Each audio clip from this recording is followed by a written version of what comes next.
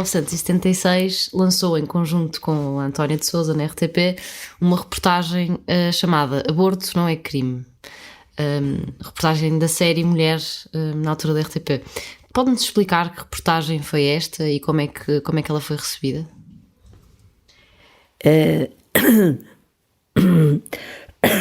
Desculpa. Logo a seguir, ao 25 de Abril, em agosto de 76,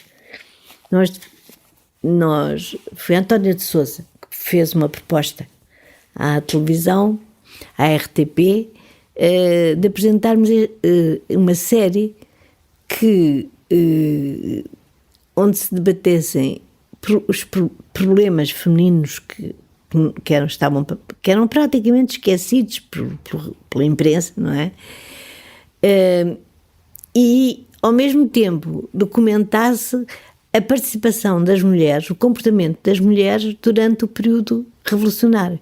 E eu penso que de facto, ainda devem existir nos arquivos da televisão os únicos documentos que fixaram esses momentos de como foi a participação das mulheres na Revolução. Porque, contrariamente ao que existia antes do 25 de Abril, foram, na maioria dos casos, as mulheres que se chegaram à frente para falar e dizer o que era preciso mudar. E mais uma vez, a imprensa não se virou muito para aí. Eu tive a oportunidade de publicar várias reportagens no Século Ilustrado, mas as revistas realmente tratam de assuntos diferentes da chamada imprensa diária. A imprensa diária dá notícias, não é? A ideia é que dá notícias. E depois há uns colaboradores que opinam. Mas não há realmente... as notícias que se dão têm pouco a ver com a vida real. E nós estávamos interessadas em divulgar o que era a vida real das mulheres. Pronto. E então, o que acontecia depois do 25 de Abril é que a situação não se tinha alterado muito. Embora a Constituição tivesse consagrado que não podia haver discriminação, mas a discriminação sexual vinha assim num conjunto, percebe? Não se podia ser racista, não se podia ser várias coisas. E entre eles também não podia haver discriminação relativamente às mulheres. Mas eles puseram aquilo, sabe-se lá porquê. Não sei. Acharam, pronto, já agora as mulheres também se põem. Mas as pessoas não tinham nenhuma consciência de que realmente era preciso olhar para elas. E os jornalistas também não. E então, nesse programa, eu já disse o que nós fizemos 46 programas, e a certa altura começou a surgir na sociedade portuguesa, começaram a surgir diversos grupos que por várias formas, inclusive publicamente, denunciaram que relativamente à mulher eram consagrados direitos em termos de igualdade muito próximos do homem, ou mesmo iguais aos do homem, mas a questão do aborto não era referida e continuava a ser proibido. Havia uma lei que proibia o aborto sob todas as formas e que tinha uma condenação previsível de 2 a 8 anos de cadeia. Portanto, em vários daqueles pequenos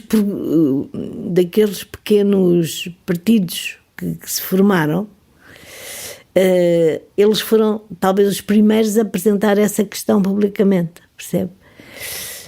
Mas isso começou a ter uma certa influência e inclusivamente quer no PS, quer no PSD da época, não era este, eu não tenho a certeza, mas se nos próprios estatutos o assunto é referido. Mas as pessoas, havia muitas pessoas que aceitavam de facto que a lei devia ser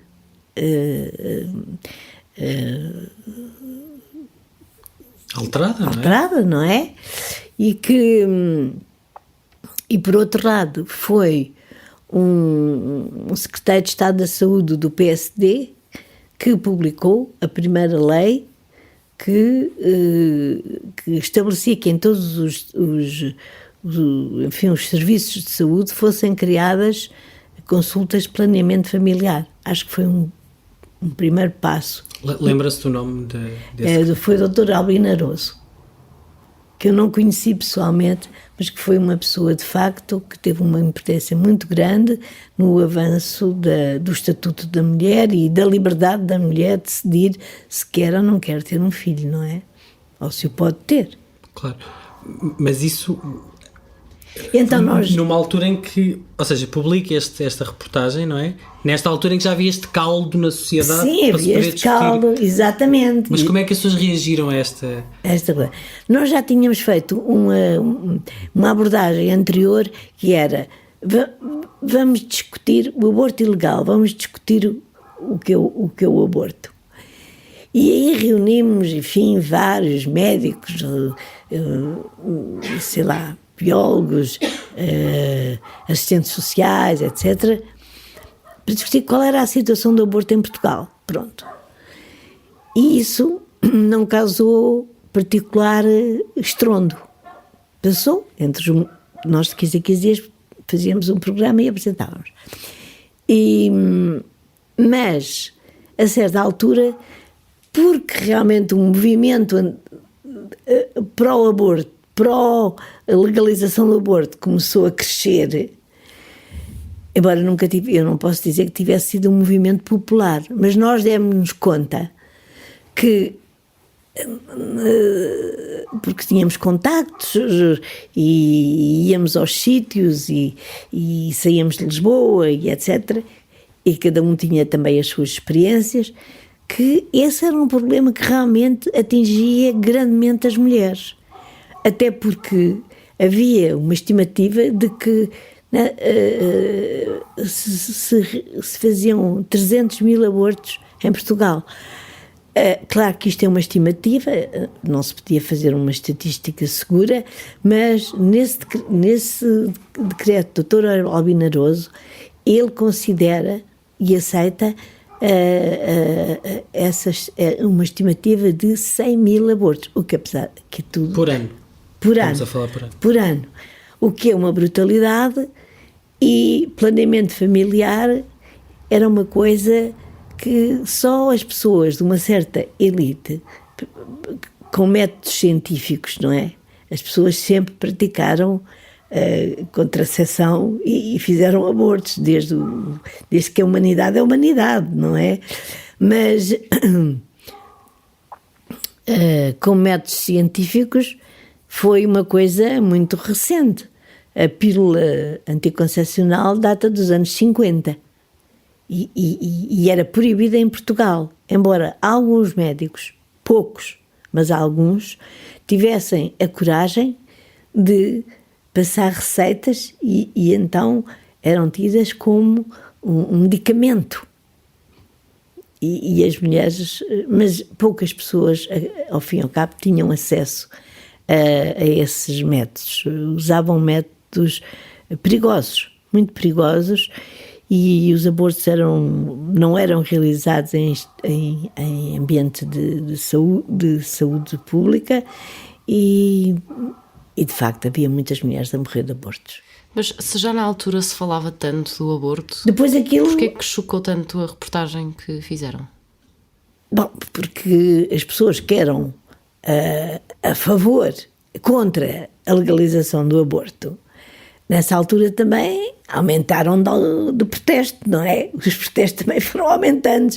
À medida que o movimento crescia, os protestos do inimigo também iam crescendo. E eu creio que Eu creio que, apesar de tudo, nós demos um pequeno pretexto com esse aborto. Com esse programa. É que o programa tinha várias fases. Numa primeira fase, estava-se na época do cinema vérité, não é?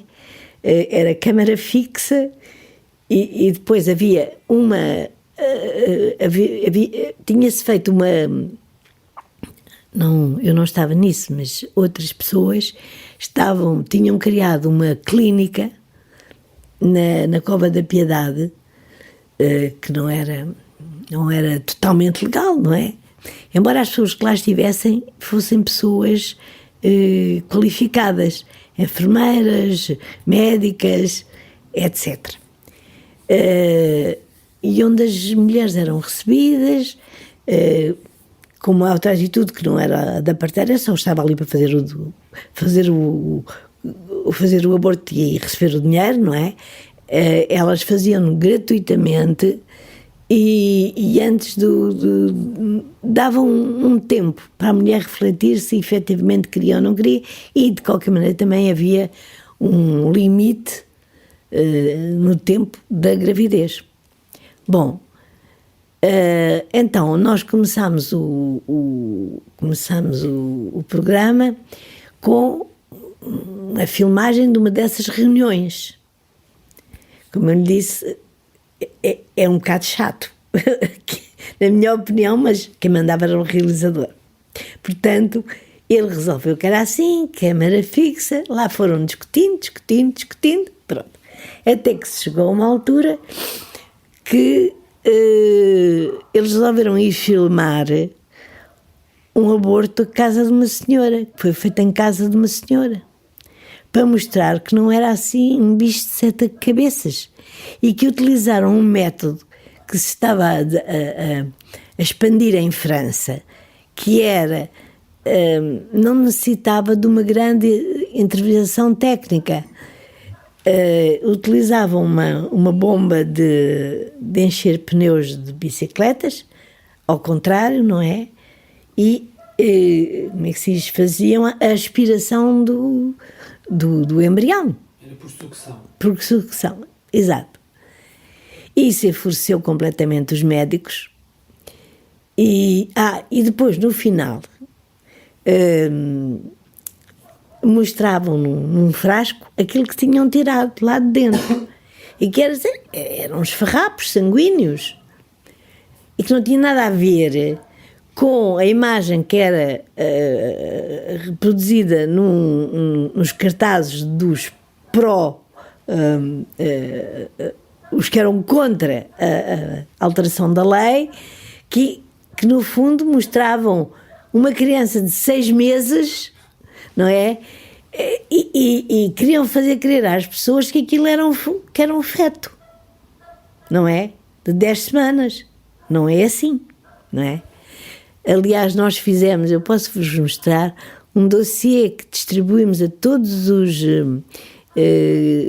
deputados da Assembleia da República, em que coligimos opiniões de portugueses, médicos, biólogos, advogados, etc., portugueses e estrangeiros, não é? E o interessante é que, embora houvesse esse tal movimento, que eles chamam movimento da vida, pró-vida, como eles... Pró-vida, a legislação portuguesa, mesmo a mais antiga, só reconhece personalidade jurídica à criança quando ela nasce.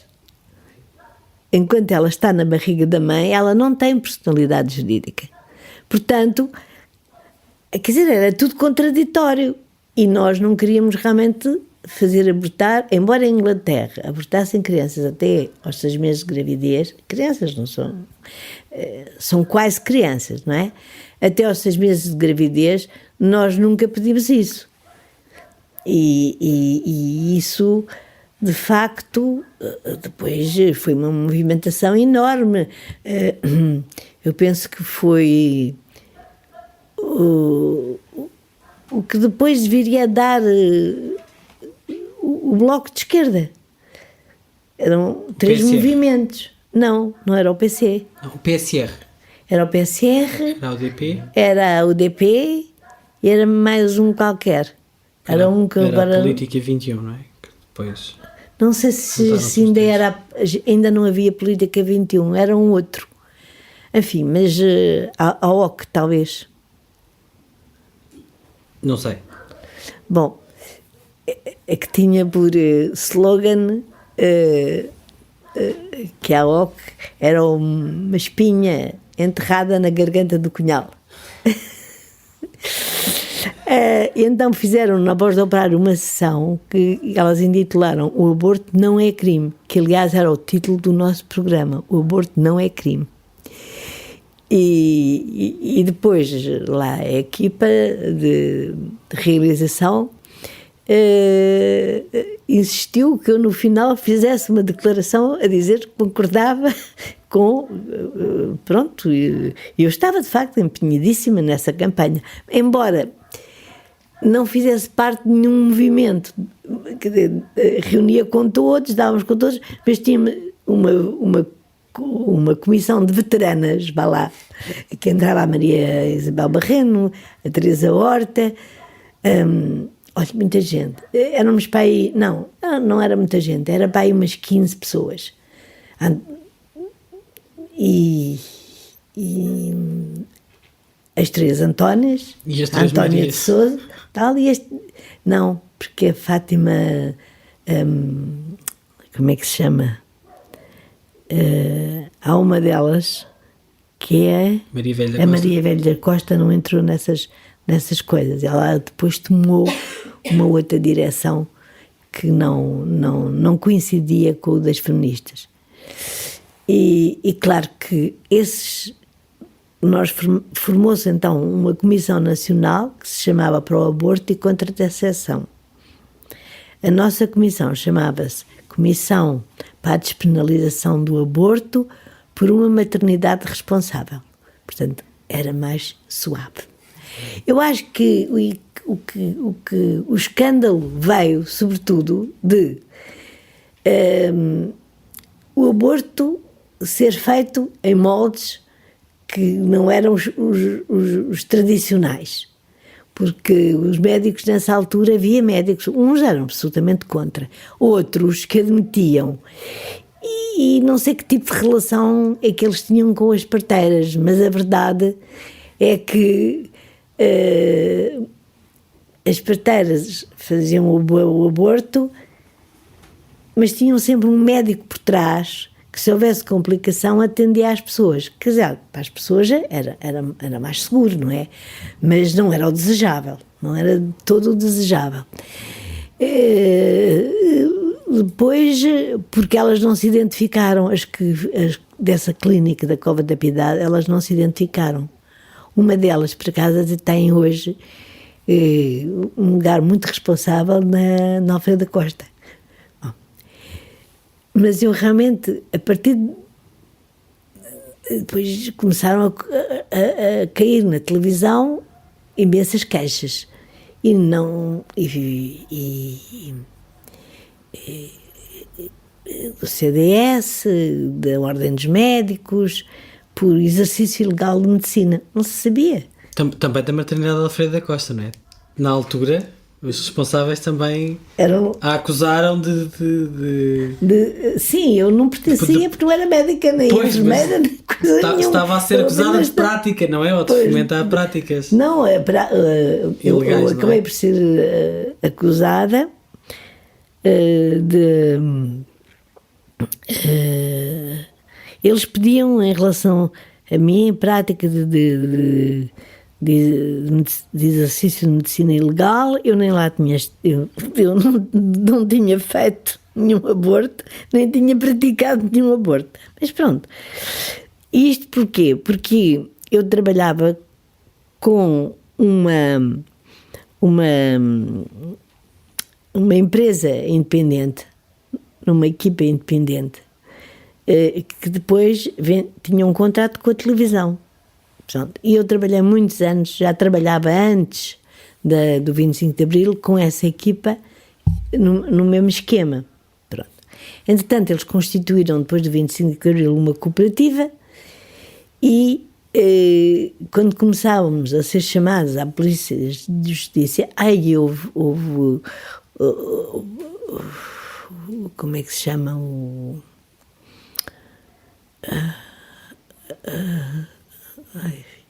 desculpem, que eu já me lembro. Como é que se chama aquela criatura que está ali num palácio do Príncipe Real da Escola Politécnica, que é o diretor? Não. Procurador-Geral da República? É o Procurador-Geral da República, exato. O Procurador-Geral da República era aliado a um amigo meu, que era o doutor José Manuel Palma Carlos, e esse mandou levantar um inquérito judicial. Pronto, o meu marido, que era presidente da televisão, suspendeu o programa e o meu amigo Palma Carlos levantou o tal inquérito judicial. Então, fomos todos chamados, toda a equipa que tinha estado no filme, acho eu que menos a pessoa que tinha filmado o dito Frasquinho, que era uma realizadora conhecidíssima. Eu quando vi aquilo, havia uma outra coisa, é que no meio do 25 de Abril gerou-se um conflito entre os chamados trabalhadores manuais e os trabalhadores intelectuais. Portanto, nós, que éramos todos amigos e cúmplices de muitas coisas antes do 25 de Abril, como autoras, nós não podíamos ter nenhuma interferência na montagem e, portanto, naquilo que de facto era o trabalho que se era apresentado. E eu, quando vi aquele Frasquinho a abanar em frente da televisão, eu disse, isto vai dar sarilho. Bom, a Antónia de Sousa ficou furiosa comigo, porque achava que eu devia ter imposto e ver qual era o material todo filmado. Mas isso não era possível. Não era possível. Pura e simplesmente não era possível. Porque havia essa tal divisão que se tinha estabelecido. Eu continuava muito amiga deles, mas em matéria de trabalho eu realmente não podia interferir no trabalho deles. Pronto. Os tipógrafos também quiseram a mesma coisa. Enfim, houve umas reivindicações um bocado loucas. E, portanto, eu só vi essa parte depois de terem feito o aborto e mostrado que é tal Frasquinho e não sei o quê, tudo se reunia em volta de uma mesa e almoçavam todos juntos.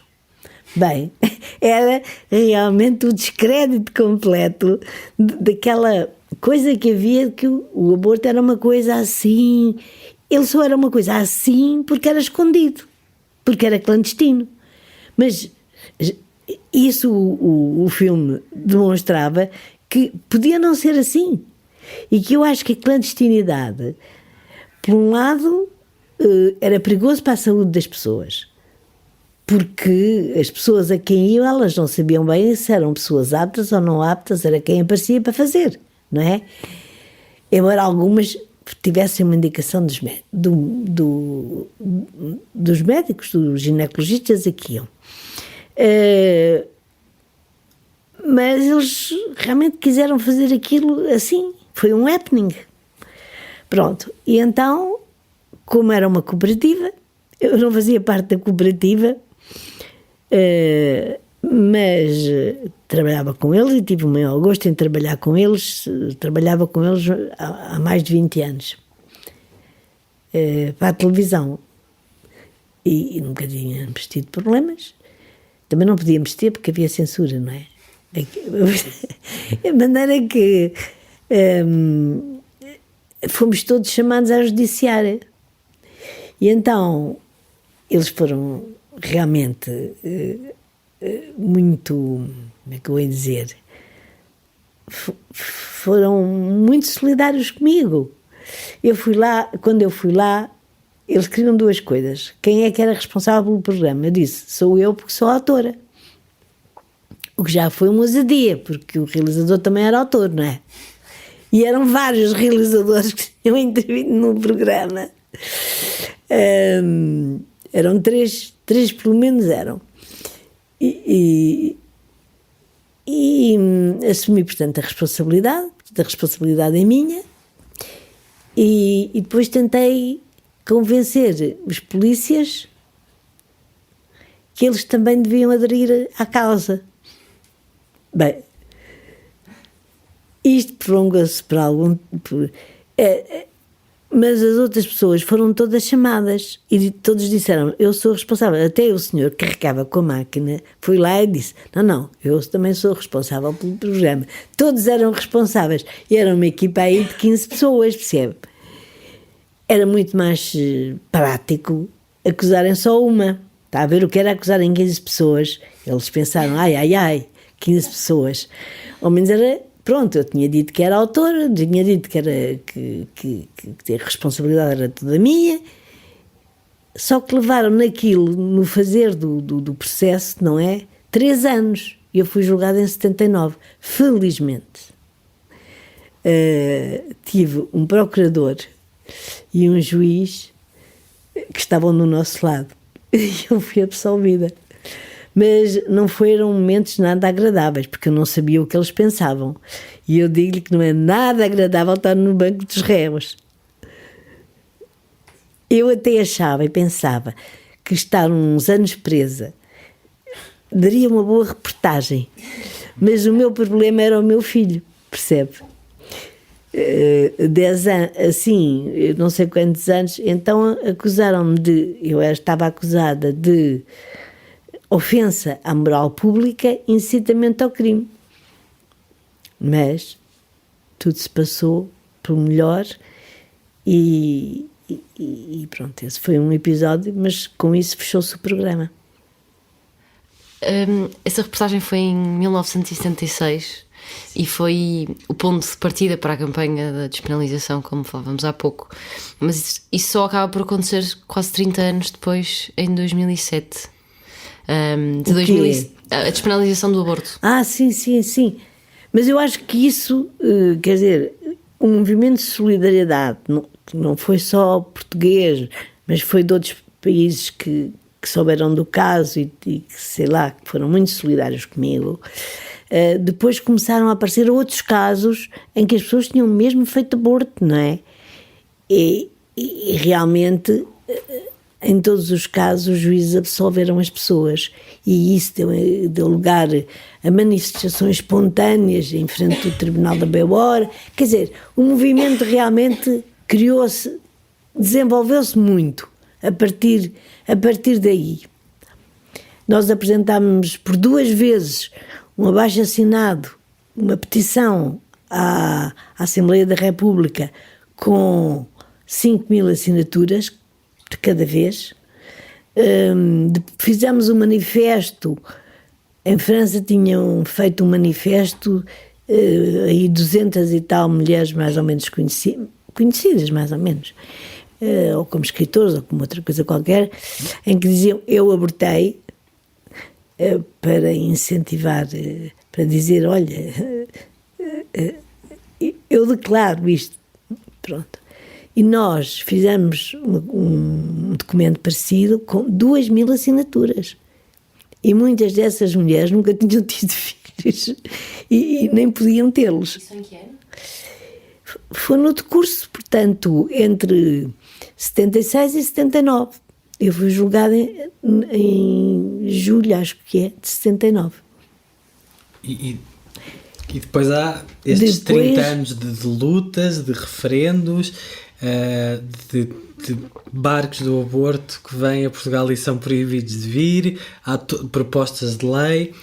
Porquê é que nós demorámos tanto tempo a chegar aqui? A chegar a 2007, a despenalizar a interrupção voluntária da gravidez, e agora que já passaram, que estamos 10 anos depois dessa alteração, sabemos que há cada vez menos mulheres a fazer o aborto. Desde 2012 não há nenhuma morte. Porque é que este tempo demorou tanto? Porque é que isto demorou tudo tanto tempo? Bom, e há, digamos, quem se pronuncie pela revisão da lei. E, portanto, faltávamos tudo atrás, não é? Eu penso, porque é que tudo isto acontece em Portugal? Porque Portugal realmente é o país mais atrasado da Europa. Por exemplo, a Dinamarca não queria entrar na União Europeia porque tinha receio que, por causa desta lei e outras que pudessem haver, ou vir a existir, as suas próprias leis corriam o risco de voltar para trás. E, portanto, levaram muito tempo a decidir entrar na União Europeia. Realmente, Portugal não havia...